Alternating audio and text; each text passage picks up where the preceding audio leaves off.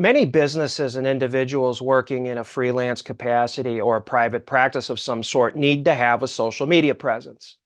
In today's day and age, we all know that if you don't utilize social media or don't utilize it well, there's a lost opportunity to connect with people that you otherwise wouldn't be able to connect with.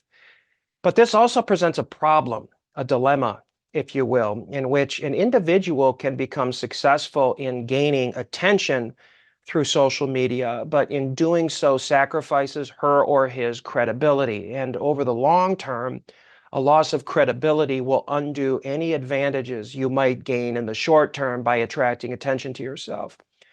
In fact, that may be one of the biggest challenges we face in trying to grow and protect our credibility within the social media space, which is that the things that attract attention and engagement in social media are often the same things that lower one's credibility. Car crashes, for example, get attention for sure, but they don't boost the credibility of the drivers. In my coaching practice, I specialize in working with people in positions of authority, and those clients have a desire and need, just like many others, to get attention so that they can grow their businesses or their individual areas of influence. But without credibility, the attention they gain won't matter in the long run. So, how do they strike that balance? How do you strike that balance? Well, as you can imagine, it's not always easy, but what you must do, regardless of what kind of social media presence or campaigns you put out there, your messaging, your appearance, your facial expressions, your tone of voice, the way you do business, and all of the other indicators of credibility that you project must allow your listeners or your viewers to know what's important to you.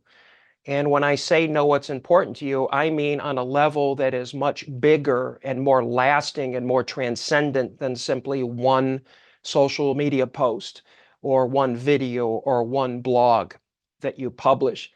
Your audience has to be able to look at you and hear you and be able to know without any confusion or ambiguity what it is you stand for.